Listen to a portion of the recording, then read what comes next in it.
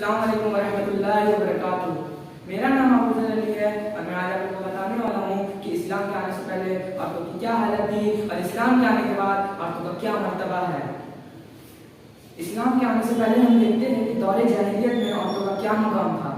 मेरी प्यारी माँ बहनों, अल्लाह ताला का शुक्र अदा कीजिए कि अल्लाह पाक ने हम लोगों को इस्लाम जैसी नियामत दी है, क्योंकि इस्लाम आने से पहले औरतों का कोई मुकाम नहीं था, कोई इज्जत नहीं थी, कोई हुक्म नहीं थे, कोई मर्तबा नहीं था। जिस घर में बेटी पैदा होती थी, जिस घर में बेटी पैदा होती थी, उस घर का बाप शर्मिंदगी महसूस करता था। उस घर का बाप मुंह छुपाए रखता था कि मेरे घर बेटी पैदा हुई है, लोग मुझे क्या कहेंगे। कोई इज्जत नहीं थी, कोई मर्तबा नहीं था औरतों का। यहाँ तक कि मेरी माँ बहनों, औरतों को जिंदा रहने का हक भी नहीं था। अरब के माहौल में या इस्लाम आने से पहले, कुरान नाज़िल होने से पहले औरतों को लड़कियां जब पैदा होती थी तो उन्हें जिंदा दफन कर दिया जाता था, जिंदा दरगोर कर दिया जाता था, यहाँ तक कि उन्हें जीने का भी हक नहीं था।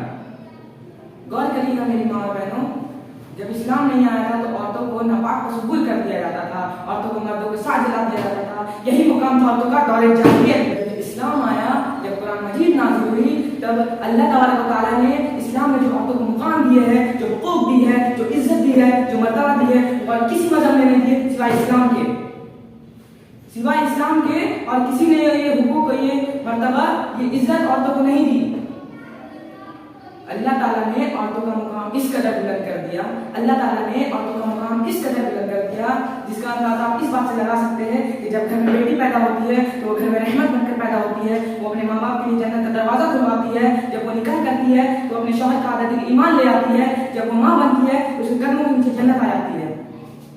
अल्लाह ताला ने औरतों का मुकाम इस कदर बुलंद कर दिया है, अल्लाह ताला ने औरतों का मुकाम इस कदर बुलंद कर दिया है कि आप इस बात से अंदाजा लगा सकते हैं कि चाहे मर्द हो या औरत हो, चाहे मर्द हो या औरत हो, अज़्ल के मामले में अल्लाह के नजदीक दोनों बराबर है। औरतों का निकाह जबरदस्ती करा दिया जाता था। इस्लामी वो मजहब था जिसने औरतों को ये छूट दी, ये ताकत दी कि अपना निकाह करो तो अपनी रजामंदी से करो, किसी के दबाव में नहीं। अपना निकाह करो तो अपनी मर्जी से करो, जबरदस्ती नहीं। और इस्लाम ने तुम्हें महर का भी हक दिया है। कौन कहता है कि इस्लाम ने तुम्हें चार दीवारी में बंद कर दिया?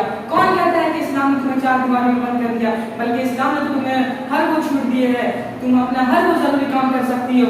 स्कूल जाओ, कॉलेज जाओ, बाजार जाओ, जहां जाना है जाओ, लेकिन पर्दे में जाओ, सेफ्टी में जाओ, हुजूर सल्लल्लाहु अलैहि वसल्लम के बताए हुए तरीके में जाओ। मैं अभी अपना स्पीच एक शायरी से मुकम्मल करना चाहता हूँ, आप मुझे इजाजत देंगे और गौर से सुनेंगे।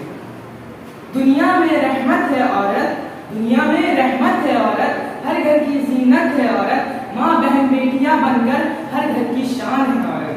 व आखिरु दावाना अनिल हम्दुलिल्लाहि रब्बिल आलमीन। अस्सलामु अलैकुम व रहमतुल्लाहि व बरकातुहू।